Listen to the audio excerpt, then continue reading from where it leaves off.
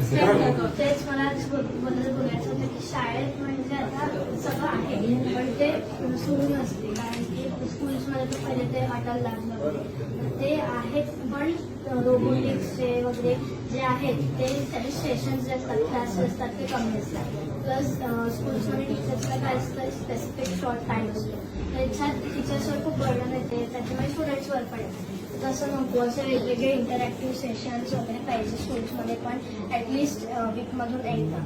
Plus एक माझी request आहे की स्कॉलरशिपची एक्झाम असते ना फिफ्थमध्ये मॅथ्सची, आता मी 6th आहे, पण त्या स्कॉलरशिपच्या एक्झाममध्ये महाराष्ट्र बोर्डच्या यांना आणि गव्हर्नमेंट स्कूल्सला स्कॉलरशिप वगैरे भेटते, पण आता CBSE वाल्यांना देऊ शकतात, तर त्यांना ॲप्रिसिएशन आणि थोडीशी स्कॉलरशिप नसली तरी चालते, पण ॲटलिस्ट ॲप्रिशिएशन.